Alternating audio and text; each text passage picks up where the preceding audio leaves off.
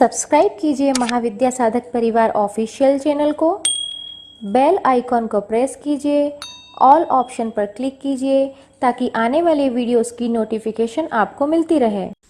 नमस्कार, मैं महाविद्या साधक परिवार यूट्यूब ऑफिशियल यूट्यूब चैनल से आपको फिर संबोधित कर रहा हूं और आज माता जी भी साथ में आई हुई हैं और एक वीडियो दो वीडियो बनाने की सोच रहा था मैं। निखिल स्मृति एक दो व्याख्यान माला दूंगा इस पर, निखिल स्मृति के 2-3 से ज़्यादा भी दे देंगे, जिसमें शिष्यों को जानना पड़ेगा कि निखिलेश्वरानंद के बारे में जाने और बड़े गुरुजी के साथ बीते हुए ओरिजिनल क्षणों को समझे, कोई किताब से नहीं, जो हमने खुद जिए हैं। और दूसरी चीज़, आपकी माता जी का 4 जून को जन्मदिन है और उस दिन महामृत्युंजय पूजन है। आपकी सुंदर सी माता जी, मेरी सुंदर सी पत्नी और निखिलेश्वरानंद की प्रिय पुत्री, 3 संबोधन किए हैं मैंने, तो इन तीनों संबोधनों को लेके चलूँगा और इसमें ये होगा। और शुरुआत थोड़ी सी माता जी को ही करनी चाहिए, पर हाँ एक बात बोल देता हूँ बड़े गुरुजी के बारे में। बड़े गुरुजी के शिविरों में मैंने भविष्य को देखा है और सदगुरु वही है, निखिलेश्वरानंद वही है जिसके यहाँ भविष्य का निर्माण होते हुए देखा है मैंने। और वो निर्माण आज मैं समझता हूँ, जो लोग उस जमाने में गुरुजी से दीक्षा लिए हैं वो एक तरह से निरीह होते थे और चुपचाप आके गुरुजी के शिविर में बैठ जाते थे। और निरीह का मतलब ऐसे जैसे कोई बच्चा IAS IPS या बड़े एग्ज़ाम देने जाता हो, कितने निरीह होते हैं, चुपचाप बैठ जाते हैं, वहाँ पे जाके एग्ज़ाम देते हैं कि हम पास हो जाएंगे तो बन जाएंगे, उससे पहले उनसे जो बोलो सब करते हैं, पर एक बार सत्ता आ जाने पे एक अलग बात होती है। तो जो गुरुजी के शिविर में भविष्य ऐसे बनते देखा है कि जो लोग, जो बच्चे, जो पुरुष जो बैठे, उनमें से आज बहुत बड़े बड़े उद्योगपति हैं, कुछ बहुत बड़े बड़े अच्छे सरकारी उच्च पदों पर हैं, सरकारी एग्ज़ाम पास किए हैं, कुछ IAS बन गए, कुछ IPS बन गए, कुछ फॉरेस्ट सर्विसेज में चले गए, कुछ फॉरेन सर्विसेज में चले गए, कितने NRIs हो गए, कितने परिवार जो बड़े गुरुजी दीक्षा लिए विदेशों में जाकर सेटल हो गए। और ऐसा भी हुआ कि भौतिक जगत में पैसे की बहुत कीमत होती है और जब वो गुरुजी के शिविर में आए हैं तो हर तरह से लूटे पीटे थे, पर भविष्य में वो लोग आज इतने पैसे वाले हैं कि कहना मुश्किल है। वो पैसा मतलब सुपर रिच की कैटेगरी में और रिच की कैटेगरी में आगे, मध्यम वर्ग में भी नहीं गिन सकते हम उनको। तो मैंने भविष्य बनते देखा है, ऐसी बच्चियों को देखा है, गरीब घर की बच्चियों को जो उनसे दीक्षा ली, आज वो बहुत बड़े बड़े घरों में उनकी शादियां हो गई और बहुत अच्छे से निकल गई। तो वहाँ पे और हम लोग भी भविष्य हैं। हमने गुरुजी के शिविर में एक आम आदमी को साधक बनते हुए देखा है, साधनात्मक क्षेत्र में बन गए, वो भविष्य के साधक हुए, भविष्य के ज्योतिषी हो गए, भविष्य के बहुत अच्छे आचार्य हो गए, भविष्य के अच्छे कथावाचक हो गए, भविष्य के वैज्ञानिक, कितने डॉक्टर, कितने इंजीनियर, कितने उच्च पदों पर, कितने व्यापारी, जीवन के जो अनंत पक्ष हैं उन सब पक्षों के लोगों को मैंने बड़े गुरुजी के शिविर में भविष्य का निर्माण होते हुए देखा है। तो भविष्य का निर्माण करना और उच्च श्रेणी के भविष्य का निर्माण, आज मैं ही हूँ, आज मैं भी तो उनके शिविर में था, पर अब मैं आपके सामने हूँ, आप लोग मुझे गुरुजी कहते हो, जो भी कहते हो, तो भविष्य, मैं भी तो भविष्य निकला ना। माता जी भी आज आपके सामने बैठी हैं, तो इतनी बगला मुख की साधिका हैं, बन गई जबरदस्त, तो किसने बनाया? गुरुजी ने बनाया ना। तो भविष्य जिसे कहते हैं, जहाँ उनके पाँव पड़े, जहाँ उनकी जिस पे दृष्टि बनी, जिनको उन्होंने देखा, और मैंने वो मंजर भी देखा है, वो तमाशा भी देखा है गुरुजी के शिविरों में कि लोग चलती ट्रेन में खिड़की के पास कूद कूद के दीक्षा लेते थे। चलती ट्रेन के जितनी दीक्षाएं होती थी, ऐसे रेलवे प्लेटफॉर्म पे भगदड़ मच जाती थी दीक्षा लेने के लिए, धक्के मुक्के होती थी कि हमें बस सिर्फ एक बार दीक्षा मिल जाए, एक बार इनकी नजरें इनायत हो जाए, और लोगों ने ली। और आज वो लोगों को मैं देखता हूं तो मुझे एक भी व्यक्ति ऐसा नहीं देखने को मिलता जो निर्धन हो, जिसके पास अपना खुद का घर ना हो, जिसके बच्चे उच्च, अब मैं किसी और की बात नहीं, अपने परिवार की बात करता हूँ। आज मेरे परिवार से कितनी बच्चियां विदेशों में चली गई, कितनी डॉक्टर्स बन गई, कितनी इंजीनियर बन गई, कितने उच्च पदों पे चली गई, कितनी पैसे वाले घरों में शादियां हो गई लड़के लड़कियों की।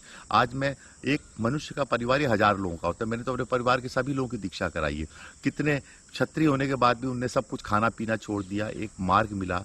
माता जी के परिवार से भी लोगों की दीक्षाएं हुई, वो भी बिल्कुल अलग ही सोच हो गई, जिसे कहते हैं उनका। और सबसे बड़ी बात कि उनका इतना विशेष निखिल दृष्टिकोण और आध्यात्मिक दृष्टिकोण हो गया कि वो ब्रह्मांड की सच्चाई, वो सारे आवरणों को भेदकर ब्रह्मांड की सच्चाई को देखने लगे।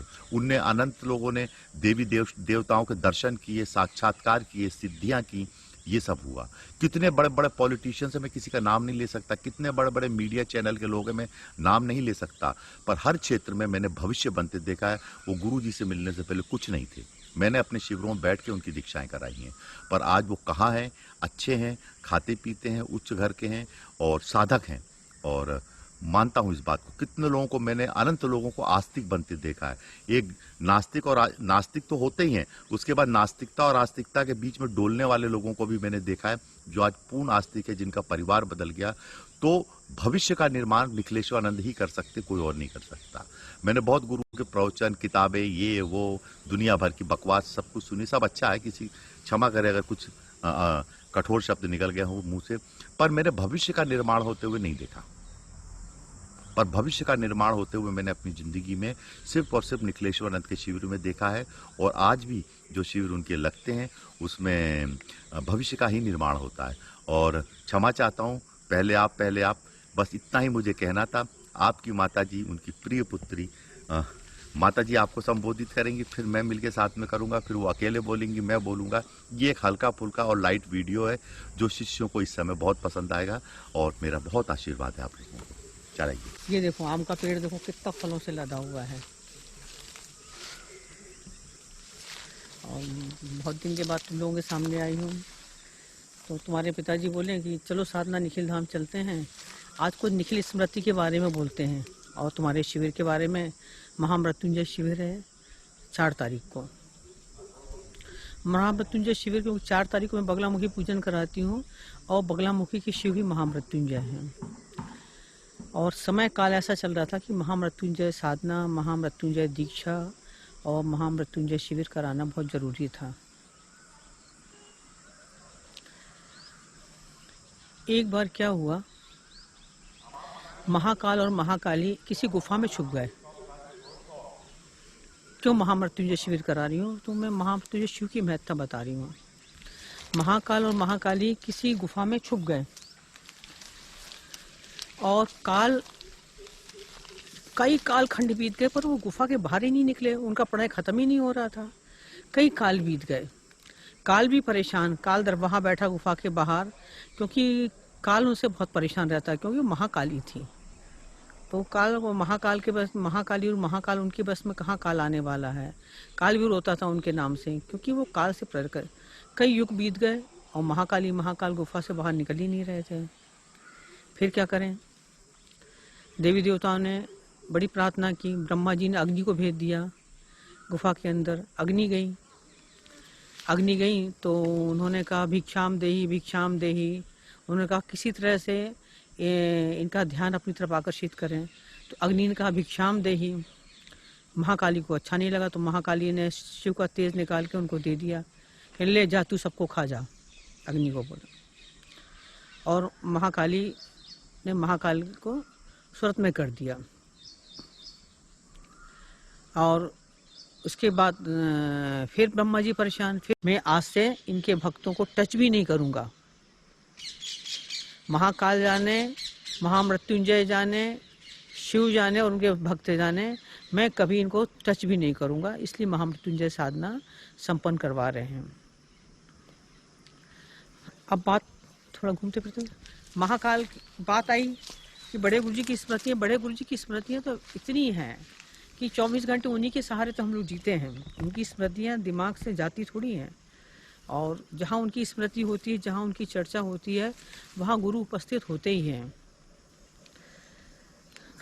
तुम्हारे पिताजी को दमान बोलते थे, वो उनके प्रिय दमान थे, और मुझे बेटी बोलते थे।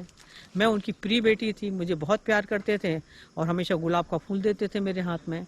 अपने साथ कार में बिठाते थे। जब भी शिविर में लेने जाते थे उनको एयरपोर्ट पे, तो मुझे अपने साथ कार पे बिठाते थे। और गुरुजी तो दमान थे उनके प्रिय।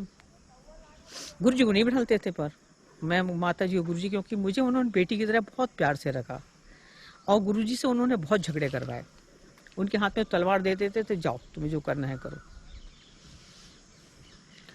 और एक बात है, मैं ऋषि पुत्री हूँ, तो ऋषि पुत्री अपने दामाद अच्छा ही ढूंढेगा, ऐसा वैसा दामाद तो ढूंढेगा नहीं।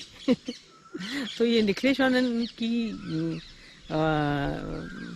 परख है, उनकी पहचान है कि उन्होंने ऐसा दामाद ढूंढा कि नहीं तो तुम लोग दामाद ढूंढते हो, लेके आते हो कि बहुत बड़े घर में शादी हो, अच्छा दामाद मिले, और दामाद और सोचता है कि और क्या मिल जाए, ससुराल से क्या बटोर लें, और कहीं पीने खाने वाला निकल गया, उल्टा सीधा निकल गया, तो और बात अलग है।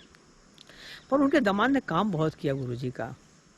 शिविर तो मुझे देते थे, आज साधना ये शिविर करना है, ये शिविर तुमको देता हूँ, पर कार्य गुरुजी बहुत करते थे। कार्य मैं भी करती थी, पर वो बहुत मेहनत करते थे हर शिविर में, और मैं अपनी लेवल की मेहनत करती थी, वो अपनी लेवल की मेहनत करते थे। एक बार क्या हुआ कि एक हम लोग जाते थे तो गुरुजी पहले शिव जी को बहुत मानते थे, और हम लोग हर महीने महाकाल जाते थे, और महाकाल जाके 4 बजे गुरुजी धोती पहन के स्नान करके और महाकाल की भस्म आरती देखते थे कि हमारा काम था। पहले महाकाल जाने में कोई रोक टोक नहीं थी, तो जब बड़े गुरुजी नहीं मिले थे उसके तभी महाकाल मिल गए, तो हम लोग महाकाल बहुत जाते थे और वहाँ जाके भस्म आरती करते थे। पहले मैं भी बाहर बैठा देते थे पहले, नहीं तो आजकल तो स्त्री को जाने ही नहीं देते, पर वहाँ के पुजारी बहुत इज्जत करते थे हम दोनों की। तो वो फिर उसके बाद ही बड़े गुरुजी मिले, तो बड़े गुरुजी ने एक बार मुझसे, क्योंकि हमेशा मुझे महाकाली साधना देते थे, एक बार बड़े गुरुजी ने मुझे महामृत्युंजय दीक्षा दी फोन के ऊपर। कहले साधना मैं तुझे महामृत्युंजय दीक्षा देता हूँ और तूने बहुत आटा खा लिया, अब तू आटा खाना छोड़ दे। अब मैंने कहा, अब मैं गुरु जी से बहुत डरती थी, ऐसा नहीं कि हम लोग गुरु की उसमें बहुत रिस्पेक्ट करते थे। उन्होंने कहा आटा खाना छोड़ दे, तो ये नहीं पूछा कि अब क्या खाएं, फल खाएं कि दूध खाएं कि क्या खाएं। तो मैंने नियम ले लिया कि मैं चलो आटा नहीं खाऊंगी आज से, और उसमें क्लिनिक जाना कुछ नहीं, तो मैंने मूंग का नियम लिया था। मैंने 3 साल महामृत्युंजय साधना की, और जब मेरे कई लाखों मंत्र जाप हो गए, तो एक दिन मैं महाकाल की फोटो में के सामने बैठ के करती थी महामृत्युंजय का जाप, तो मैं महाकाल की फोटो में बिल्कुल साक्षात बड़े गुरुजी के दर्शन करती हूँ, बिल्कुल आ गए। फिर मैंने कहा यार मैं तो पढ़ी लिखी हूँ, ऐसा नहीं कि मुझे कोई हेलोनेशन आते हैं या मैं कोई अंधविश्वासी हूँ, और गुरुजी ने मंत्र जाप दिया था। तो मैंने कहा जब गुरुजी ने मंत्र दिया तो गुरुजी क्यों दिख रहा है महाकाल की फोटो में। तो मैंने बड़े गुरुजी को फोन पे कहा कि गुरुजी, क्योंकि मैं फोन पे बहुत बात करती थी, दिन भर गुरुजी गुरुजी गुरुजी। तो मैंने कहा कि गुरुजी महाकाल की फोटो में आपकी तस्वीर, कहने तूने मेरा ये रूप भी देख लिया। तब मैं इतनी भी वो नहीं थी, मैं भी पढ़ी लिखी थी, समझ गई कि महाकाल है। फिर उन्होंने कहा तू एक काम कर, तू महाकाल चली जा और 10 पंडितों को बिठालना और अनुष्ठान करना। पर और हम लोगों ने 10 पंडित बिठा लिए और महाकाल में जाके अनुष्ठान संपन्न कराया, जैसा बड़े गुरुजी ने कहा था, संजीवनी मंत्र ओम रोंग जूम सा ओम, इस मंत्र से। और पंडितों को भी देके आई थी मंत्र की, इस मंत्र का जाप करना। और जब क्या कहते हैं 1 महीना हो 21 दिन हो जाएंगे मंत्र जाप करते करते तुम लोगों के, तो फिर हम लोग आएंगे। और यहाँ मैं मंत्र जाप कर रही थी, वहाँ पंडित तो मंत्र जाप कर रहे थे और महामृत्युंजय का जाप कर रहे थे। और उसके बाद लास्ट में हवन हुआ और पूर्णाहुति हुई, उसके बाद घर वापस आए। और इसलिए महामृत्युंजय शिविर तुम लोगों को दिया है कि इस समय कोरोना काल चल रहा है, शिष्यों की महाकाल रक्षा करें, महामृत्युंजय रक्षा करें।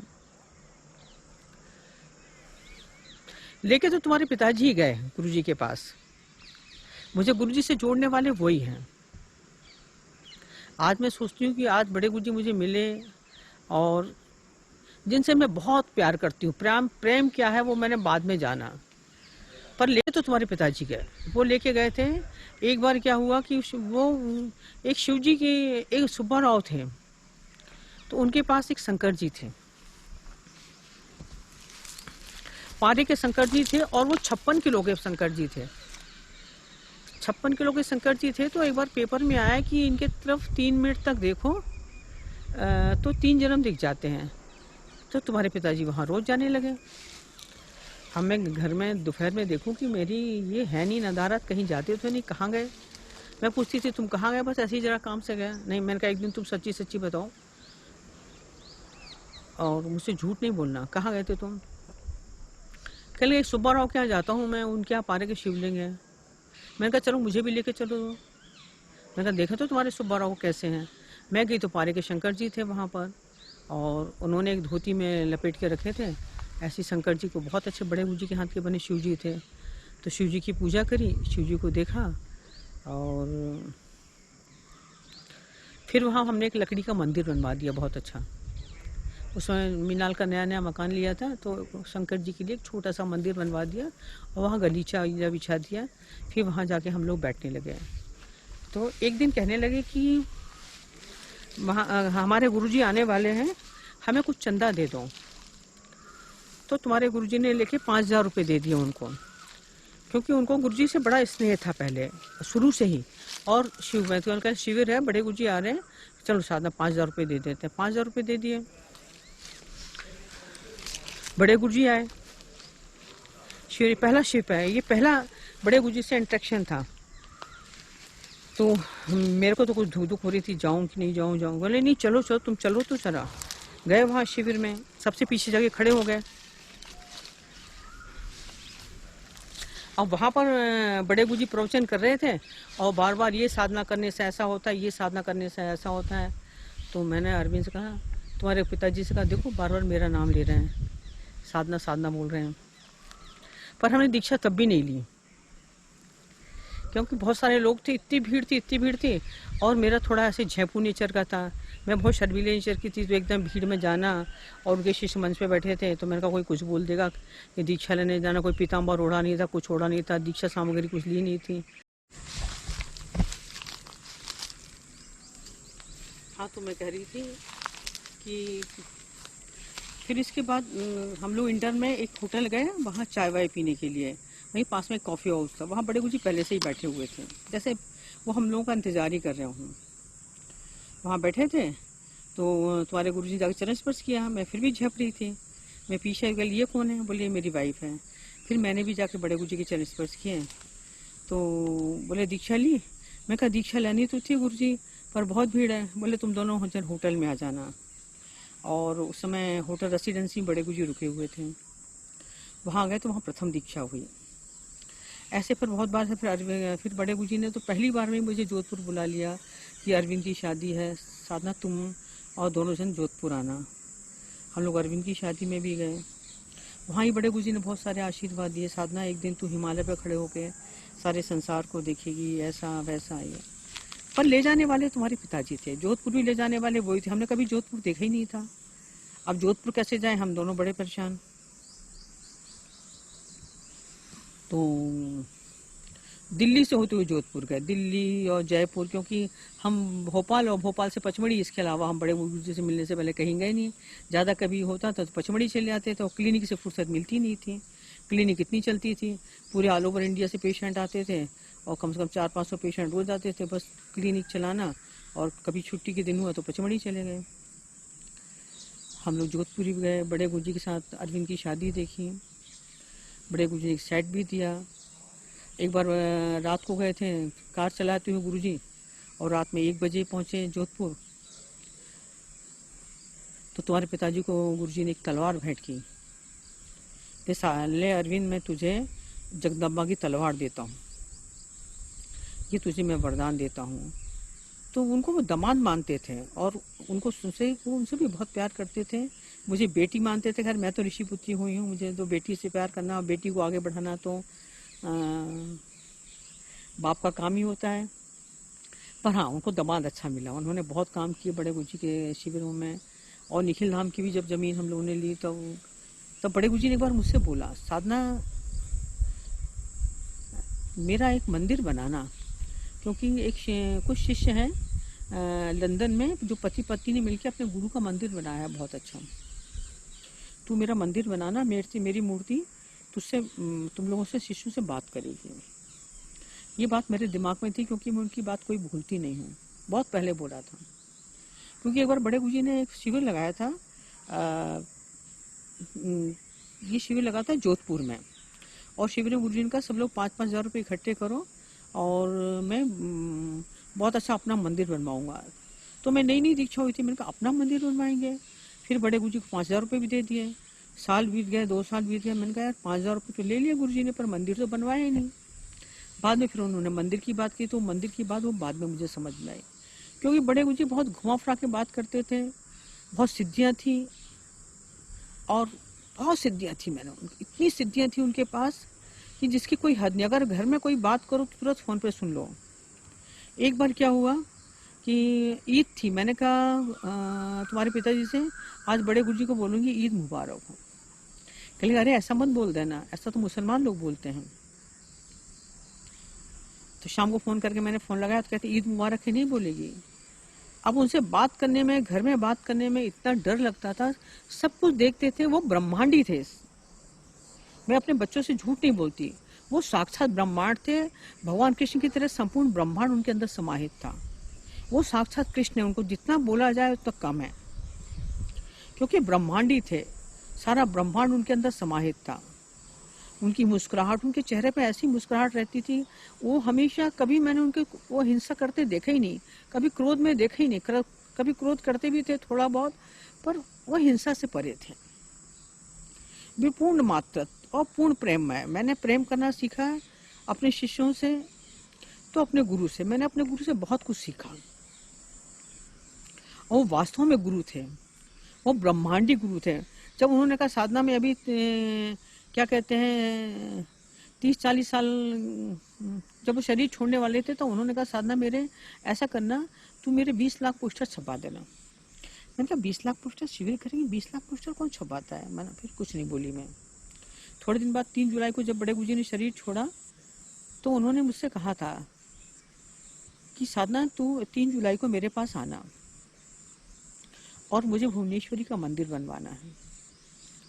पर तुम्हारे पिताजी का इंट्यूशन है, बड़े गुरुजी का स्वास्थ्य खराब था, तो हम दोनों की तबीयत खराब होती थी। वहाँ वो तो जाके घर के नीचे बैठ जाते थे, और जब वो दिल्ली में एडमिट थे, यही गुरु शिष्य का प्रेम होता है। तो मैं रोज अपनी एंडोस्कोपी कराने जाती थी। मेरा इतना पेट दुखता था और समझ में नहीं आता था, डॉक्टर मना कर देते थे कुछ भी नहीं है, और इतना पेट में दर्द। और तुम्हारे पिताजी नीचे बैठे रहते थे, सोती नहीं जगह, मुझे नींद ही नहीं आ रही, मुझे घबराहट हो रही है। और कहले गुरुजी की कुछ लगता गुरुजी तकलीफ में है, और ये लोग बताते नहीं थे कोई। जब 1 जुलाई को पता किया तो बोला गुरुजी तो बॉम्बे में है, और फिर लीलावती हॉस्पिटल पहुंचे हम लोग। वो मैंने कहा उन्होंने कोई शरीर छोड़ा थोड़ी है, वो शरीर बदलते थे। मैंने उनको कई बार सादा सिद्धाश्रम जाते हुए देखा है मैंने उनको। एक बार मैं उनके होटल के कमरे में गई, तो सुबह सुबह गई थी, मैं शिविर करती थी, और मैंने कहा, उसने कहा नहीं आप कमरे के बाहर नहीं जा सकते, अंदर नहीं जा सकती, गुरुजी ने 1 घंटे मना किया हुआ है कमरे के अंदर जाने के लिए। अब मैं लड़ पड़ी, मैं तो उस समय बच्ची थी। मैंने कहा नहीं, मैं तो आयोजक हूँ शिविर की, मुझे आप अंदर जाने से कैसे रोक सकते हैं, मैं तो अंदर जाऊंगी। और मैं अंदर चली गई, और जब वहां जाके मैंने देखा, बड़े गुरुजी नहीं, कहीं भी नहीं, बाथरूम में भी नहीं, इधर भी नहीं, उधर भी नहीं, कहीं नहीं, बिल्कुल। कमरे में तो 2 ही कमरे थे, हाँ, और पीछे तालाब था, बहुत बड़ा होटल अशोका था। मैं आके सीढ़ी बैठ गई। मैंने कहा गुरुजी जरूर किसी से मिलने चले गए, किसी के घर। मैंने कहा जब आएंगे तब मिलके ही जाऊंगी। सीढ़ी पे बैठी थी मैं, सीढ़ियों पे, वही होटल के बाहर, उनके कमरे के बाहर। 1 घंटे बाद आवाज आई, साधना अंदर आ जाओ। ऐसी बहुत सी बातें हैं, बहुत सारी बातें ऐसी हैं जो बड़े गुरुजी के बारे में तुम लोगों से क्या क्या बताऊं, कहाँ कहूँ, किस विधि कहूँ। ना कोई निखिल समान, उनके समान कोई दूसरा है ही नहीं इस ब्रह्मांड में। और ये कहना चाहिए तुम लोग बहुत सौभाग्यशाली हो, और हम लोग बहुत सौभाग्यशाली हैं कि उन्होंने मुझे पुत्री कहा, पुत्री की तरह प्यार दिया। और शरीर छोड़ने के बाद भी उन्होंने मुझसे इंटरेक्शन किया, कई बार आके दीक्षाएं दी, बगलामुखी दीक्षा दी। तुम्हारे पिताजी को भी बहुत प्यार करते थे, गले लगाया कई बार उनको। ये उनका प्यार था कि हम लोग इस लाइन में सुगंधिम पुष्टिवर्धनम उर्वारुक्मि बंधनान मृत्युर्मुक्षीय मामृतात्। ये आदि त्र्यंबक मंत्र है। इसमें 33 शक्तियां हैं, देव शक्ति, जिसमें 11 रुद्र है, 12 आदित्य हैं, और वसु हैं, और अष्टकोणांतर है। और ये 33 शक्तियां जब क्रियाशील रहती हैं शरीर के अंदर, तो जो मृत्यु सूचक शब्द हैं वो खत्म हो जाते हैं और आदमी को जीवन मिल जाता है।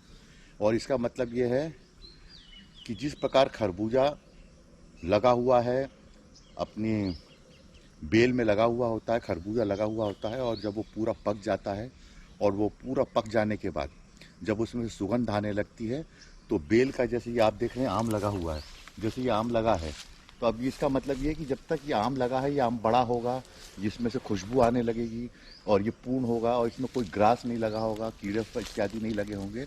और बाद में जब ये पक जाएगा तो यहाँ से इसको छोड़ देगा। ये दिखाओ, यहाँ दिखाओ, इस पॉइंट से इसको छोड़ देगा। ये वृक्ष इसको इस पॉइंट से छोड़ देगा और वो नीचे गिर जाएगा।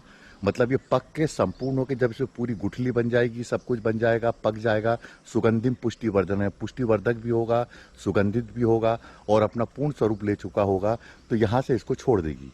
वृक्ष अपने आप स्वतः इसको त्याग देगा और त्यागने के बाद जब ये नीचे गिरेगा तो ये पूरा पका हुआ फल होगा एक, और उसको खाया जा सकता है और उससे दूसरे पेड़ की उत्पत्ति भी हो सकती है। तो इस तरह से ये एक कहा गया, ओम उर्वा रुक्म बंदना मृत्यु और मुक्षी मामृतात। तो ऐसा ही कहने का मतलब ये है, महामृत्युंजय का मंत्र का मतलब ये है कि जब भी हम अपनी आयु पूर्ण कर लें, अपनी पूर्णता को प्राप्त हो जाएं, हमारे जीवन में जो बचे हुए कर्म है वो संपूर्ण हो जाएं। 100 वर्ष की आयु कहा जाता है, जो भी हो। तो वैसे आपकी माता जी 100 वर्ष जिएंगी, पक्का मान के चलिए, मेरे शब्द है, खाली नहीं जाएंगे, 100 वर्ष तो जिएंगी। हाँ, मेरी बात करोगे तो मेरे हाथ में तो इच्छा मृत्यु है, मैं जब चाहूँ तब जो कर चाहूँ कर सकता हूँ। इच्छा मृत्यु की लाइन मेरे हाथ में, और आपकी माता जी के हाथ में 100 वर्ष की आयु है। आप लोगों को पूरा पार करेंगी, सब कुछ करती हैं, कोई दिक्कत की बात नहीं है। और तो ये महामृत्युंजय मंत्र है, और इसकी साधना इसलिए जरूरी है क्योंकि ग्रास, बाकी चीज़ों में ग्रास लगता है। अब इसी फल में हो सकता है कि ये फल आंधी के कारण भी गिर जाए, तूफान में भी गिर जाए, कोई बच्चा इसको तोड़ दे, इसको कोई पक्षी आके इसमें चोंच मार दे, इसमें कोई कीड़ा लग जाए, उसमें कुछ भी हो सकता है। ये धूप में भी सड़ सकता है, फल सकता है, और पकने से पहले गिर जाए, अपनी पूर्णता करने से पहले ये गिर जाए। इसे कहते हैं अकाल मृत्यु। ये मृत्यु हो गई, मतलब जो कई बार गुठली पड़ने से पहले आंधी आती है तो फल गिर जाते हैं, बरसात हो जाए, ओले पड़ जाए तो गिर जाए, पेड़ टूट जाए तो गिर जाए, और अनंत कारण है जिसके कारण ये फल अपने वृक्ष से अलग हो जाता है। फल और वृक्ष का संबंध पूर्ण, जब तक वृक्ष फल पूर्ण नहीं हुआ उसके बाद ही फल को गिरना चाहिए, पर उससे पहले भी गिर सकता है फल। तो इसको रोकने की जो विधान है वो महामृत्युंजय मंत्र है। और द राइट टू लिव, जीने का अधिकार। अपराध क्या है इस पूरे संसार में? मैं किसी चीज को अपराध नहीं मानता। अपराध सिर्फ वही है जहां पे कोई आप किसी के जीवन को छोटा कर रहे हैं, किसी के जीवन को कम कर रहे हैं, किसी को मरने के लिए मजबूर कर रहे हैं, किसी को आप किसी के साथ ऐसी क्रिया कर रहे हैं जिससे कि उसका जीवन पूर्ण नहीं हो पाया, उसे कष्ट दे रहे हैं, उसे कर रहे हैं जहां उसका जो राइट टू लिव है उसको कम कर रहे हैं, चाहे वो कुछ भी कारण हो, तो उसके कारण से वो उसका जीवन कम हो जाता है।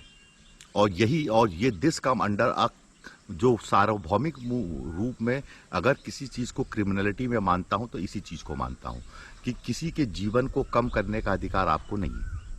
आपको किसी की हत्या करने का, युद्ध के बहाने मारने का, राष्ट्र प्रेम के मारने, बहुत सारे अनंत कारण बना रखे हमने जिससे हम खत्म कर देते हैं। अभी 2 तूफान आए हैं, 2 चक्रवर्ती तूफान आए हैं। मैं आपको बता दे रहा हूं, ऐसे 8 इस साल आएंगे, 6 अभी गर्भ में है और जल्दी ही आएंगे। और ये बहुत ही विनाशकारी है। ये क्यों हो रहा है?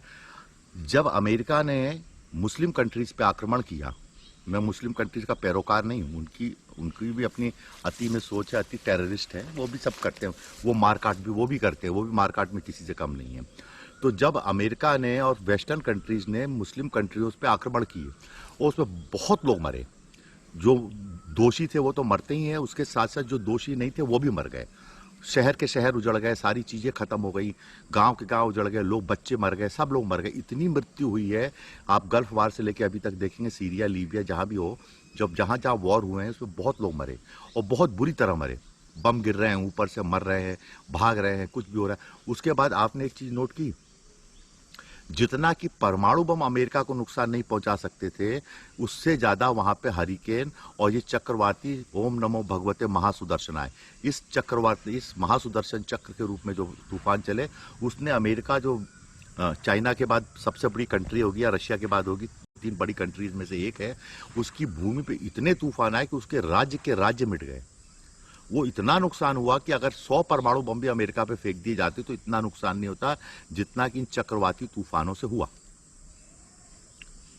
और ठीक जब हुआ, जब अमेरिका ने एयर स्ट्राइक्स किया, बहुत लोग मरे। ये अर्थ है, ये अर्थ पे ह्यूमन बॉडी इज एनर्जी, हमारे अंदर एक एनर्जी है, वो सैचुरेटेड से अनसैचुरेटेड की ओर बढ़ती है। वो एनर्जी पृथ्वी के एनवायरनमेंट को भेद के नहीं जाती।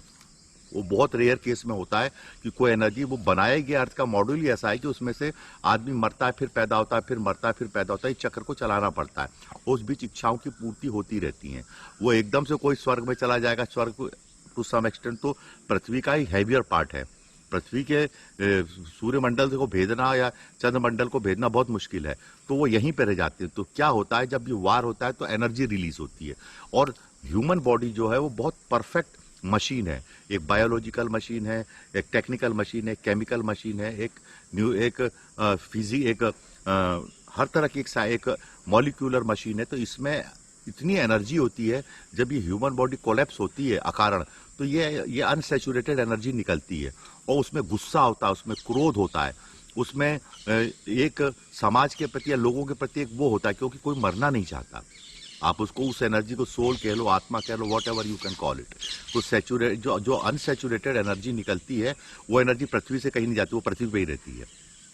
पृथ्वी से कुछ नहीं जाता। और वही एनर्जी फिर ये समुद्र जो है अल्टीमेट इसका रीजन है, वहां से फिर ये चक्रवाती तूफानों के रूप में उठती है। वही उसी का प्राकट्यकरण ये इसी मैंने कहा ना कि बड़े गुरु के साथ जुड़ने पे आपको ये सूक्ष्मातीत चीजें सब तो वो फिर प्रकट होती है और फिर वो चक्रवाती तूफानों के रूप में नुकसान करती है।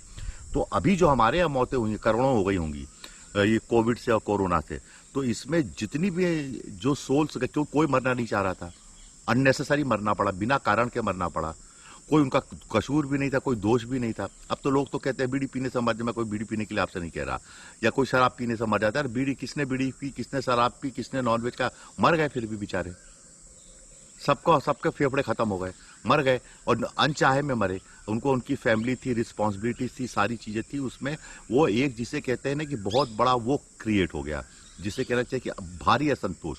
इसीलिए आप ये पाओगे कि इस साल गर्मी तो पड़ेगी नहीं, और ये 8 से 10 दो मैं कम करने की कोशिश कर रहा हूं कि बीच चक्रवाती तूफान आएंगे। एक जा चुका है, एक आने वाला है, इस वीडियो के आप तक पहुंचने के आसपास आ जाएगा, वो भी बहुत खतरनाक होगा। और 6 जो आएंगे वो भी बहुत डेंजरस होंगे भारत के लिए। कुछ श्रीलंका की तरफ से आएंगे, कुछ उड़ीसा की तरफ से आएंगे, कुछ गुजरात की तरफ से आएंगे, और इम्पैक्ट पड़ेगा। और उसमें वो बहुत हैवी नुकसान होने वाला है। मतलब इतना नुकसान होता है इन चक्रवाती तूफानों में कि पूछने वाली बात थी। पर वो सैचुरेशन की एक प्रक्रिया है, और इस साल बारिश बहुत है। आप ये समझ लो बारिश खत्म ही नहीं होगी, बारिश का सीजन खत्म हो जाएगा। अगर जो कहते हैं वो उनकी जाने पर, जो मैंने कहा आज तक हुआ, ये बारिश खत्म नहीं होगी, ये चलेगी। अक्टूबर, नवंबर, दिसंबर तक ये चक्रवाती तूफान चलते रहेंगे और इसी तरह से ये सारी चीजें होती रहेंगी। तो ये महामृत्युंजय साधना के अंतर्गत जुड़ा हुआ है। अब दूसरी बात क्या है, महामृत्युंजय साधना क्यों, और इसके साथ मुझे एक चीज और करनी पड़ेगी, मुझे बहुत गहन ध्यान करना पड़ेगा। जो शुरू में जब आपकी माता जी थी मेरे साथ इनिशियल स्टेज में, तो वो बहुत गंभीर और गहन ध्यान किए मैंने अपने जीवन में। जब मैंने सूर्य को सामने प्रकट करा, सारी चीजें करी, तो उस स्थिति में मुझे गहन ध्यान करने पड़ेंगे। क्यों? क्योंकि मैं कितना साधकों को समझा लूं, कितना उनको सांत्वना दे दूं, कितना काम कर दूं, पर वो इतने डर गए हैं, इतने उनके माइंड कुंद हो गए, इतना वो हो गए हैं, वो आजकल वीडियो भी नहीं देख सकते, वो कमेंट भी नहीं कर पाते, वो डर गए हैं। उसके लिए मुझे बहुत डीपली मेडिटेशन करना पड़ेगा। What ever is the form of meditation, उसमें मुझे जाना पड़ेगा। और मेडिटेशन में जाके ही जब मैं मेडिटेट करूंगा, हैवीली मेडिटेट करूंगा, डीपली मेडिटेट करूंगा, बॉडी से बाहर निकलूंगा, उसके बाद जाके ही फिर से इस घटना को लोग भूल पाएंगे। वरना ये घटना इतनी जल्दी नहीं भूला पाएंगे लोग। इस घटना को सोच सोच के विक्षिप्त हो जाएंगे, इस घटना को सोच सोच के मानसिक रोगी हो जाएंगे, इस घटना को सोच सोच के उनकी इम्पोर्टेंसी आ जाएगी, नपुंसक हो जाएंगे, इस घटना को सोच सोच के उन्हें बच्चे पैदा करने की क्षमता खत्म हो जाएगी, इस घटना को सोच सोच के उनको काम पे मन ही नहीं लगेगा, वो नौकरी पे नहीं जाएंगे, धंधा पानी करना बंद कर देंगे। ये होगा, मेरे को मालूम है। इसलिए मैं आपको बहुत जल्दी ही डीप मेडिटेशन में जाऊंगा और उसके बाद फिर मैं वहां से इसको क्लींजिंग करूंगा। अगर मान लीजिए मेरे जीवन में कोई है और किसी को मुझे भूलना है, मैंने गाना गाया था, भूली हुई यादें हमें इतना न सताओ, मुझे चैन से रहने दो, मेरे पास ना आओ। माता जी ने बड़े गुरु जी के बारे में बहुत कुछ बोला होगा। मैं आपको एक बात बताता हूँ कि हम लोग जयपुर में 7 स्टार होटल में रुके थे, पैलेस में। तो मेरा एक शिष्य चक्रेश्वर आया, वो उसके पास कुछ गुरु जी का कैसेट था, बहुत अच्छा था, और मेरे शिव कुछ गाना था। मैंने कहा यार ये मुझे मत दिखा। वो जिद करने लगा, नहीं ये देखो आप इसमें गुरु जी बोल रहे हैं, ऐसा गा रहे हैं। मैंने कहा ये मुझे प्लीज मत सुनाओ, आप नहीं समझते, फिर मैं अपना आपा खो बैठूंगा। और मेरी उनकी कुछ बायोलॉजिकल, केमिकल, मॉलिक्यूलर और क्या कहते हैं आप फिजिक्स के रूप में कह लीजिए, आप किसी रूप में कह लीजिए, मेरी उनकी सोल के रूप में अलग ही एक रिलेशनशिप है। वो रिलेशनशिप शायद आप कभी नहीं समझ सकते, न मैं आपको समझाने वाला हूं। तो मैंने कहा यार प्लीज ये मत दिखाना मुझे, क्योंकि दिखाओगे तो फिर तमाशा होगा तो मुझसे मत कहना। माता जी बैठ गवाह इस बात की, गुरु जी के बारे में झूठ नहीं बोलता। अभी की बात है, कई 3-4 साल पुरानी। उसने चलाया, और जैसे ही चला कैसेट चलाई, भूम भड़ाम धड़ाम धुड़ूम, पूरे कमरे की लाइटें फ्यूज, ये फ्यूज वो फ्यूज, सारी लाइट। मैंने कहा अब तू देख ले क्या हुआ। मैंने कहा तू बंद कर दे इसको, मत बुला। मैं गुरु जी का आह्वान नहीं करता।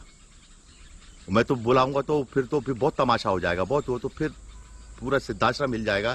फिर जिस दिन मैंने बुला लिया, मैं नहीं बुलाता, क्योंकि मेरा हार्ट, मेरी सोल, मेरा जो पवित्रता है, जो मेरा समर्पण है, वो समर्पण की बराबरी कोई नहीं कर सकता। तो वो फिर मैं बुला दिया जिस दिन, तो फिर उस दिन आग ही लग जाएगी उस दिन, आप ये समझ लेना। फिर उस दिन तो पता नहीं क्या होगा, आप नहीं सोच सकते। मेरे साथ तो ऐसा हुआ। तो मैं इस बात पे आता हूं, क्यों ये बात एक गुरु जी के बारे में। एक बात और कहता हूं, ये महामृत्युंजय साधना क्यों जरूरी है। ये इसलिए जरूरी है कि आपका गुरु से संबंध आधे में खत्म हो जाता है, उसकी अकाल मृत्यु हो गई। आप 10 साल गुरु जी के साथ चले, उसके बाद छोड़ के भाग गए। जो संबंध आपके जीवन पर्यंत मेरे गुरु के साथ संबंधों की अकाल मृत्यु नहीं हुई है, वो आज भी उतनी कायम है, उतने ही हेल्दी, उतने सुगंधित और पुष्टिवर्धनम है। उनमें कोई सड़ांध नहीं आई है, उसमें कुछ भी नहीं हुआ है। और या फिर आपका व्यापार कर रहे हैं, पता आपके साथ 99% लोगों के साथ दिक्कत क्या है, 5 साल बाद व्यापार खत्म हो जाता है या उसकी डिक्रीज शुरू हो जाती है। फिर उस व्यापार में मेहनत ज्यादा होती है, तो वो वहां पे व्यापार की मौत हो गई, अकाल मृत्यु हो गई। आपके भाइयों से संबंध सारी जिंदगी अच्छे नहीं रहे। आप पत्नी से तो छोड़ ही दो, पति पत्नी के संबंध तो छोड़ दो, 5-10 साल बाद ही सब कचरा होना शुरू हो जाता है। बच्चों से लड़ाई होती रहती, बच्चों से भी नहीं पड़ती। पूरी जिंदगी एक हेल्दी रिलेशनशिप कहाँ होती है। क्यों नेता लोग इतनी जल्दी अनपॉपुलर हो जाते हैं, 2 महीने में अनपॉपुलर हो जाते हैं। इमेज मेकिंग में उनको 7 साल लग जाते हैं, अपनी इमेज बनाने, मार्केटिंग करने में, और 2 महीने में उनका सब कुछ कबाड़ा हो जाता है। क्यों? क्योंकि महामृत्युंजय साधना है और वो महामृत्युंजय शिव है। तो वहां पे वो चीज आधे में ही खत्म हो गई। आपको आपके जीवन की आपकी जो सिद्धि थी, वो सिद्धि 20 साल चलनी थी, 25 साल चलनी थी, वो 5 साल में सिद्धि चली गई। जो पैसा आपके पास था, वो पैसा आपका, लोगों ने कितना पैसा जोड़ा, लोगों के घर बिक गए, दुकानें बिक गई, मकान बिक गए, गोल्ड बिक गया, इन बीमारियों बिक गया। जो उनके पास बना रहे हैं तो चला गया। ये अकाल मृत्यु हो गई, ये अकाल आकस्मिक रूप से जाना हो गया। ये ऐसे आप जीवन के हर क्षेत्र में देखेंगे कि आप आईएएस बन सकते थे, चपरासी पे रुक गए या बाबू बन के रुक गए। आप उस लेवल तक नहीं पहुंच पाए, क्षण तक नहीं पहुंच पाए। यहाँ पे लोग सोचते हैं आयु एक कंपोजिट है, सब चीजों को मिलके बनी हुई चीज है। अरे आपकी आंख को 50 साल की 70 साल की उम्र तक चश्मा नहीं लगना था, पर 18 साल की उम्र में चश्मा पहन के बैठ गए। आपके बाल को कम से कम 60-65 साल की उम्र तक आपके बालों को खोपड़े के ऊपर होना था, पर पता चला 25 साल में पूरे गंजे हो गए। एक स्त्री तत्व कम से कम 40-45 साल की उम्र तक 45 ईयर्स में उसको, या 47 की एज में उसको मेनोपॉज आना चाहिए था, पर पता चला 30 साल में ही आ जाता है आजकल। उसकी सब सारी क्षमताएं खत्म हो गई, उसकी ब्यूटी खत्म हो गई। एक स्त्री जिसको 40-45-50 साल तक ब्यूटीफुल एक्सट्रीम में दिखना था, पता चला वो 25-30 साल में आ जाए, देखो तो सब खत्म, बाल सफेद, ये सफेद। तो उनकी आपके शरीर में बहुत सारी चीजें, आपकी आकस्मिक मृत्यु क्या, अगर लीवर 100 साल जीना चाहिए लीवर, और लीवर अगर 50 साल में खराब हो गया तो आपको तो लीवर का मर ही जाओगे आप। निखिल धाम का हर कोना बहुत पवित्र है। ये देखो आप, ये आपने कभी नहीं देखे होंगे। ये काली हल्दी के फूल हैं, लाल फूल दिखा, उसको भी दिखा, और ये काली हल्दी के पत्ते उगे हुए हैं, देखो आप। और ये देखो, अब यहाँ माता जी बैठी हैं पीछे, अप्सरा के पीछे, और आमों को और जूम करके दिखा। ये बहुत प्योर और पायस जगह है, उनके सर से टकरा रहे हैं, आपको याद करती हैं। इधर भी देखो, तो माता जी याद भी करती हैं आप शिष्यों को। और उनका जन्मदिन है 4 जून। और तो ये महामृत्युंजय, यही महामृत्युंजय जो मैं आपको दिखा रहा हूँ, ये पल्लवित हो रहा है सब कुछ। और हमारे इधर एक पेड़ होता है जिसे कहते हैं, हम पहाड़ों पे देखते हैं, दूधी। वो दूधी का पेड़ होता है, उसके बारे में कहा जाता है कि वो एक्सट्रीम कंडीशन, जहाँ कुछ नहीं हो सकता, वहाँ वो पेड़ होता है, वृक्ष बन जाता है। तो जब भी हमको दूधी की सैंपलिंग मिलती है, हम लोग बचा के उसको बड़ा कर लेते हैं। तो महामृत्युंजय मंत्र का मतलब ये है कि आपकी जो एक्सट्रीम चीज़ें हैं, एक्सट्रीम कंडीशन है, उसमें भी आप सर्वाइव कर सके, खुश रहें, हंसते रहें, और आपकी ये चीज़ें लंबे समय तक बनी रहें। मैंने बड़े गुरु जी के लिए माताजी ने कहा कि नहीं कहा, बड़े गुरुजी की एक बार स्वास्थ्य खराब हुआ था, बताएं। तो महाकाल में माताजी ने मैंने उनके लिए अनुष्ठान करवाया है।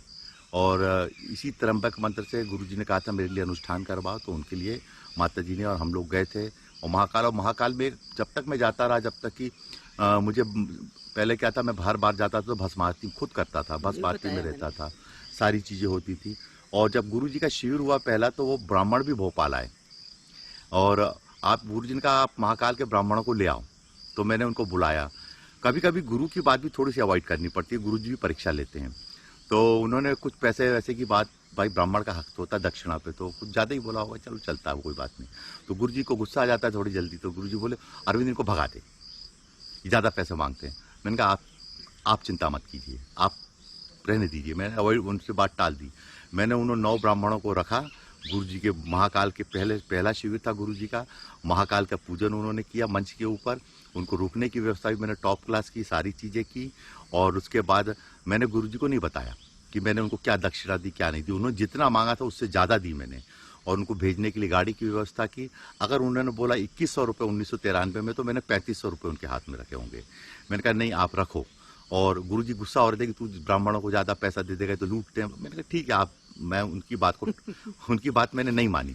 बाद में वो खुश हुए। और कई बार गुरुजी कह देते थे अरे तेरे शिविर में सब लोग भोजन करते हैं, सड़क चलता आदमी भी आके भोजन करता है दशहरा मैदान। मैंने कहा नहीं गुरुजी करने दीजिए इनको।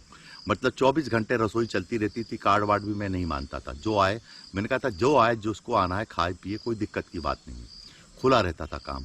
और उस चीज़ों से वो बहुत बाद में उन्होंने भी रियलाइज़ किया कि हाँ। और वो बहुत प्रसन्न हुए। और उसके बाद उन्होंने उन्होंने कह दिया कि मैं अपनी बेटी के घर के अलावा कहीं शिविर नहीं करूँगा। अब भाई बेटी है तो बेटी के लिए, बेटी के अलावा मैं कहीं शिविर नहीं करूँगा। बड़ा नाटक होता था भोपाल से ज़्यादा कहीं दूर जाएंगे कि नहीं जाएंगे, पर हाँ मैं कहता चलो बेटी के नाम पे। तो बेटी को बड़ा ख्याल रखते थे अपनी बेटी का। बेटी तो कहते थे तू बैठी रहे, कुछ मत कर, तेरा ये काम नहीं है, तू मेरे पास बैठी रहे, कम शिविर में बैठे रहे, आगे खड़ी हो जा अच्छे से। और आगे बढ़ाते थे उसको। और समर्थ को नहीं दोष गोसाई। अब जिसका पिता इतना समर्थ हो तो वो तो अपनी बेटी को आगे नहीं बढ़ाएगा तो किसको आगे बढ़ाएगा। तो उन्होंने अपनी पुत्री को आगे बढ़ाने में, अपनी पुत्री की देखभाल करने में, उसको सब चीज़ों से बचाने में कोई कसर नहीं छोड़ी। और सबसे बड़ी बात होती है, बड़े गुरुजी की आवाज़ इतनी मधुर थी। बड़े गुरुजी एक चीज़ से बहुत परहेज करते थे। बड़े गुरुजी किसी शिष्य का नाम मुंह से नहीं लेते थे, पर वो मुझे बोलते थे अरविंद अरविंद। तो जब बुलाते थे इतने, और उनकी आवाज़ तो ऐसी जादुई और चमत्कारी है कि जब वो अरविंद नाम बुलाते थे तो उतने में मैं तो अपना होश खो बैठता था कि कितने मधुरता से बुलाते अरविंद अरविंद। और साधना साधना जब कहते थे तो आज भी मेरे कानों में वो आवाज़ गूंजती है कि वो अपने मुंह से नाम लेते किसी का। मैंने तो कभी नहीं सुना उनको किसी का नाम, अपने पुत्रों तक के नाम तो लेते नहीं थे। वो बहुत गुस्सैल तो थे। पर हाँ, पर जब मुझे पुकारते थे, इसको पुकारते थे, तो वो इतनी मीठी और लय में इतने डीप हार्ट से पुकारते थे। ये एक दौलत है कि गुरुजी बुलाते थे, नाम लेके बुलाते थे। कहाँ होता है और ऐसी चीज़ें कहाँ होती कि गुरु निखिलेश्वरानंद किसी को नाम लेके बुला लें? नहीं बुलाते थे, कभी नहीं बुलाते थे। और माता जी को तो इतने प्यार से बुलाते थे, साधना मेरी बेटी साधना। मन से कहते थे मेरी बेटी है, मेरी साधना है, मेरी बेटी है। तो अब बहुत सारी बातें हैं। जीजा और दामाद, मैं दामाद तो दामाद और हो सकता है सालों में थोड़ी किनपिन हो जाती हो, पर दामाद है। अब उन्होंने दामाद ढूंढा था अपनी बेटी के लिए। एक बाप क्या करता है, एक बाप यही कोशिश करता है कि उसकी पैसे रुपए की नहीं, वो सोचता है मेरी बेटी को दामाद अच्छा मिले, बोल दिया मैंने। सॉलिड दामाद मिले। अब पता नहीं अच्छा बुरा।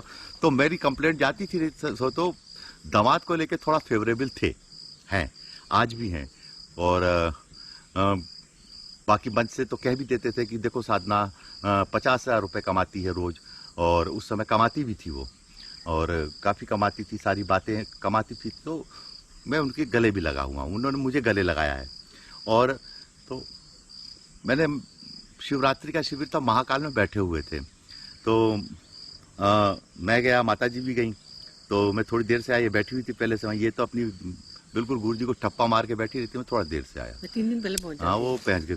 तो क्या हुआ कि मुझे देखा ऐसे उन्होंने ऊपर से नीचे तक, बोले अरविंद साधना से ज़्यादा सुंदर है।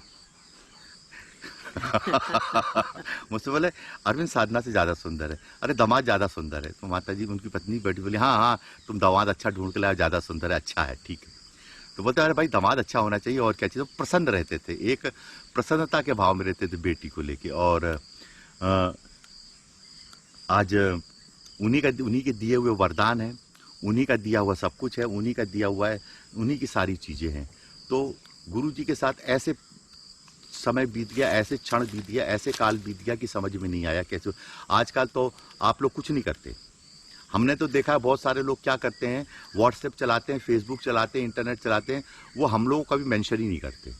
हम लोग उसको बुरा भी नहीं मानते कि हमारे गुरु जी इतने लोग छोड़ गए, हम लोग बहुत लिबरल, बहुत दूर है, कभी वो गुरु के रूप में मेंशन नहीं करते।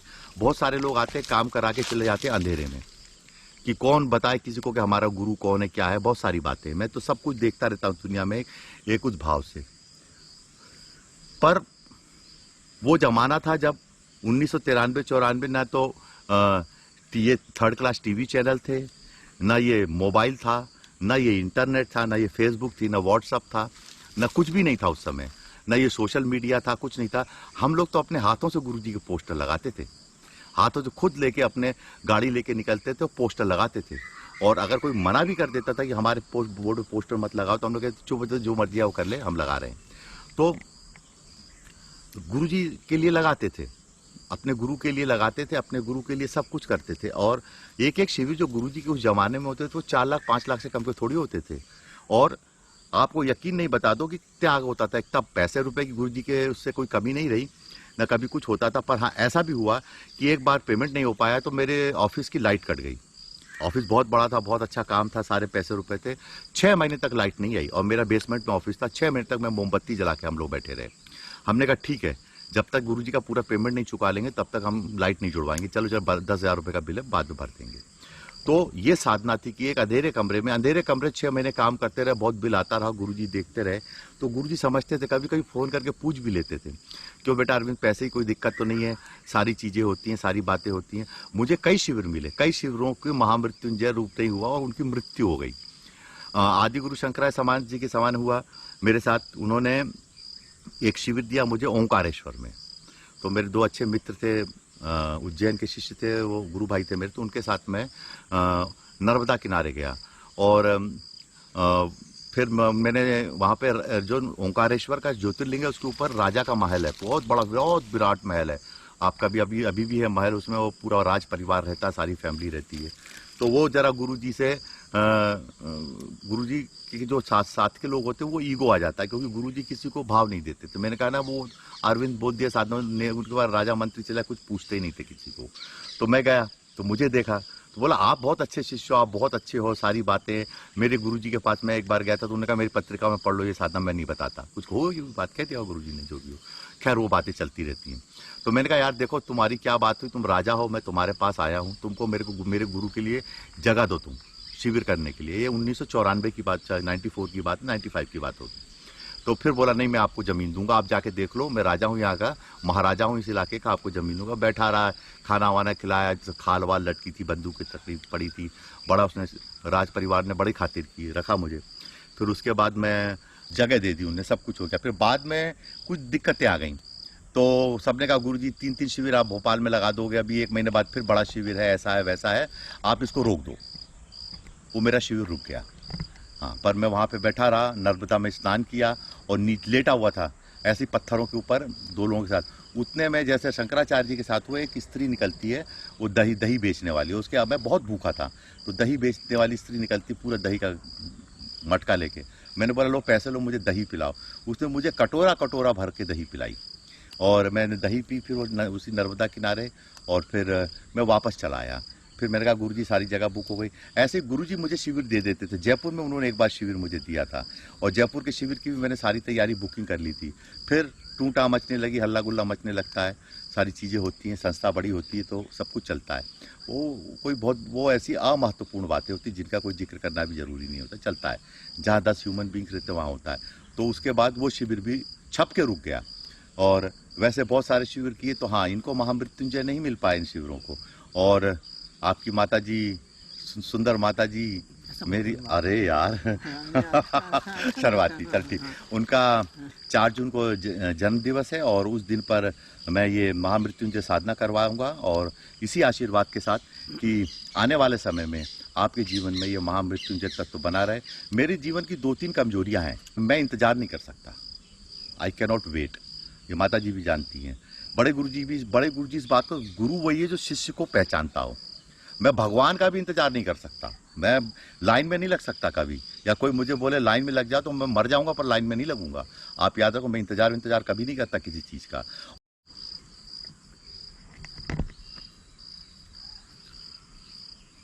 आप शिष्य मुझसे कभी इंतजार मत करवाना, क्योंकि इंतजार, ये बड़े गुरुजी भी इस बात को जानते थे और उन्होंने मुझसे कभी इंतजार नहीं कराया।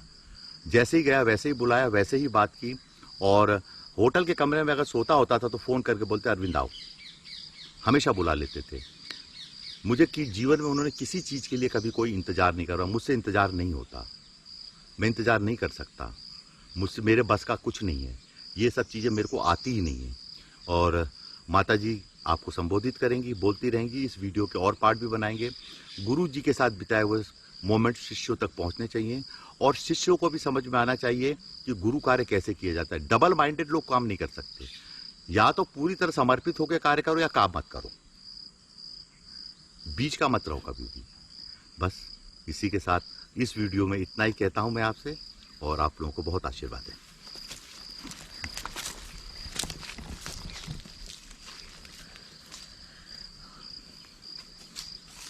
आगे इतना ही कहूँगी, वीडियो बहुत लंबा हो गया है। ये महामृत्युंजय साधना शिविर है और जीवित और चैतन्य जागृत गुरु को पूजना, गुरु के साथ चलना बहुत मुश्किल काम है। और जो चैतन्य लोग होते हैं वो जीवित जागृत गुरु के साथ चलते हैं, नहीं तो लोग जो मुर्दे होते हैं वो मुर्दों की पूजा करते हैं। और गुरु के साथ चलना तलवार की धार चलने के बराबर होता है, बहुत मुश्किल काम होता है। बड़े गुरुजी जब भोपाल में आते थे तो गुरुजी का 4 दिन का शिविर रहता था, जैसे 3 दिन 4 दिन का शिविर रहता था। 2 दिन पहले बड़े गुरुजी आते थे और 2 दिन भोपाल में बड़े गुरुजी 1 हफ्ता रहते थे। और बड़े गुरुजी जितने शिविर मुझे आज तक दिए सभी शिविर सक्सेस हुए और कोई शिविर कैंसिल भी नहीं हुआ। पहला शिविर उन्होंने संन्यास दिवस दिया था, बाद के उन्होंने शिविर दिए तो उन्होंने अमृत महोत्सव, अपना जन्मदिन तो हमेशा देते थे और जन्मदिन के आगे पीछे भी शिविर देते, इंदौर में भी शिविर देते थे। और सभी, अब इंदौर का शिविर हमने किया तो उसमें 7 गेट बनाए इंदौर में। इंदौर में 1 हफ्ते पहले से जाके रहे। बड़े गुरुजी श्री माया में रुकते थे और मैं भी श्री माया में रुक जाती थी। तो एक दिन पूछ ले फोन पे, तू कहाँ रुकी है? तो मैंने कहा श्री माया में। कह अभी से श्री माया? तो मैंने कहा गुरुजी आपकी शिविर की तैयारी कर रहे हैं और यहाँ आए हैं। और वहाँ के शिष्य थे वो भी काफ़ी कोऑपरेट करते थे। तो बड़े गुरुजी का एक बहुत अच्छा शिविर, उस शिविर में बड़े गुरुजी नहीं आए थे और बड़े गुरुजी नहीं आए और बड़े गुरुजी ने मुझसे कहा था मैं आऊँगा। अब मैं तो ठीक है, पर तुम्हारे गुरुजी गुस्सा होकर भाग गए शिविर से। अब मैंने फ़ोन पे बताया कि गुरुजी तो आप नहीं आए तो तुम्हारे अरविंद तो गुस्सा होकर भाग गए हैं। अब कहाँ गए मुझे नहीं मालूम, मैं होटल कमरे में अकेली हूँ। और रात में बड़े गुरुजी आए, कह तुम लोग एक काम करो साधना, तुम मुझे लेने भोपाल आ जा, मैं ट्रेन से आ रहा हूँ। और रात में ट्रेन में बैठ के बड़े गुरुजी इंदौर तक भोपाल आए। भोपाल में मैंने पंचानन होटल में रुकाया, वहाँ उन्होंने मेरे सामने बैठे नहाया धोया, मेरे सामने बैठ के दुर्गा सप्तशती का पाठ किया और फिर उन्होंने कार से इंदौर लेके आई। रास्ते में उन्हें डोसा खिलाया देवास में और पीछे कार में तुम्हारे पिताजी बैठे थे, उनके बाजू में मैं बैठी थी, आगे एक बैठा था। और रास्ते में कह ये तो रास्ता बड़ा बेकार रास्ता है। अब मैं कहा गुरुजी आप आ गए, अब तो सब सारे रास्ते सुलभ हो जाएंगे। और एक बात आपसे कहूँ, जीवन में आत्मा की खुराक प्रीति है। जिसके अंदर प्रीत नहीं है, जिसके तो समझ लो उसके अंदर आत्मा नहीं है। जिसके अंदर प्रीति नहीं है वो व्यक्ति किसी से प्रेम नहीं करता, वो व्यक्ति आत्महत्या कर लेता है। क्योंकि आत्मा की खुराक है प्रीति। लोग पत्नी से प्रेम करते हैं, पति से प्रेम करते हैं, अपने दोस्तों से प्रेम करते हैं, पर वो प्रेम गोल गोल घूमता है, वो समकक्ष लोगों से प्रेम है। पर जब हम गुरु से प्रेम करते हैं उस प्रेम में श्रद्धा आ जाती है और तब पंख लग जाते हैं प्रेम के। और जिस प्रेम में पंख लग जाते हैं वो पंख एक दिन समाधि तक पहुंचा देता है। मैं तो गुरुजी के शिविर में रोते रोते ही समाधि में पहुंच जाती गई थी। इतना रोते थे हम गुरुजी के शरीर छोड़ने के बाद, ये तकिया भीग जाता था। तो रोते ही रोते बहुत सारी क्रिया हो जाती थी। तो मैंने कहा जीवित जागृत व्यक्ति से प्रेम करना तो चैतन्य व्यक्ति कर सकता है। तो जो गुरु से प्रेम करता है उस प्रेम के पंख लग जाते हैं। उस प्रेम में अगर श्रद्धा आ गई, उस श्रद्धा के पंख लग जाते हैं। वो ऑर्डिनरी प्रेम नहीं रहता और ऐसा साथ एक दिन बहुत ऊंचाई पर जाता है। जो कभी गुरु के लिए रोया नहीं, कभी आंसू नहीं बहाए, कभी गुरु के लिए, तो मुर्दों की आंख में आंसू नहीं आते। मैंने देखा है, बहुत सारे शिष्यों को देखती हूँ क्योंकि किसी के फेसबुक में गुरुजी मेरा फोटो ही नहीं लगा रहता। पता नहीं तुम लोग किस मिट्टी के बने हो। तुम लोग जैसे थे वैसे ही रहोगे, पर मैं चाहती हूँ तुम लोग चैतन्य बनो, तुम लोग में सुधार हो। अब तुम एक अच्छे शिष्य बनो और तुम्हारे जीवन में पूर्णता आए। कितनी भी साधना कर लो, क्रीम कर लो, कितना भी बगला मुखी जप लो, कितनी भी कोई सी भी साधना कर लो, जब तक गुरु हृदय में स्थापित नहीं होगा, जब तक गुरु के साथ एक तुम्हारे तार नहीं जुड़ेंगे, तुम्हें कोई साधना सिद्ध नहीं होगी। लाखों मन जाप कर लो, हम माता जी ये साधना कर रहे हैं, सर्व साधना कर रहे हैं, ये साधना कर रहे हैं। मुझे हंसी आती है शिष्यों पे कि पत्तों में पेड़ पानी डालने से क्या होगा। आप जड़ में पानी डालो। और जो गुरु से प्रेम करता है, जीवित जागृत गुरु से प्रेम करता है, वो वास्तव में बहुत पल्लवित होता है। उसको सारी साधना, मैं ये नहीं कहती साधनाएं मत करो, पर गुरु के साथ तार जुड़े रहना चाहिए। और तुम्हारे तार जुड़े रहें, ऐसे तार जुड़े रहें कि तुम्हें वहाँ कुछ हो तो यहाँ हम लोग को महसूस हो, हमें यहाँ कुछ हो तो तुम्हें महसूस हो। मेरे पेट में दर्द हो तो तुम्हारे पेट में भी दर्द हो, तुम्हारे पेट में दर्द हो तो लगे आज कुछ गड़बड़ है जरूर। ऐसे संबंध होना चाहिए गुरु शिष्य के। इतना मधुर संबंध होना चाहिए। यही माँ मृत्युंजय संबंध है जो कभी खत्म ना हो। और इस जन्म में जन्म, अगले जन्म में भी खत्म। ये जन्म संबंध कई जन्मों तक चलते हैं, क्योंकि तुम्हारा मेरा प्राणों का संबंध है। तुम्हारे माँ बाप ने तुम्हें जन्म दिया है, पर तुम्हारा दूसरा जन्म मैंने दिया था, सेकंड बर्थ। एक नई चेतना दी है, एक नए प्राण दिए हैं, और एक नई ऊर्जा दी है, और एक नया रक्त दिया है। और अगर तुम्हारे संबंध, तुम्हारे तार जुड़ जाएंगे तो तुम्हारा पूरा रक्त बदल जाएगा और तुम सिद्ध हो जाओगे। ऐसा ही आशीर्वाद है कि तुमको महामृत्युंजय सिद्धि प्राप्त हो। मेरा बहुत बहुत आशीर्वाद है। मेरे जन्मदिन पे महामृत्युंजय दीक्षा दूंगी, बगलामुखी भी दीक्षा दूंगी। मैंने ये कहा था कि उन्हीं के शिव हैं। माँ बगला में और महामृत्युंजय में कोई अंतर नहीं। माँ बगला भी असीमता देती है, असीम आयु देती है, असीम श्वास देती है, और वो भी शत्रुओं का नाश करती हैं। बगलामुखी दीक्षा मैंने कहा बड़े गुरु शरीर छोड़ने के बाद दी मुझे। और गुरु से तुम्हारा इंटरेक्शन बने। मैं तुम्हें यही संदेश देती हूँ कि गुरु से तुम्हारे प्राणों के संबंध बने, आत्मा के संबंध बने, और कई जन्मों के संबंध बने,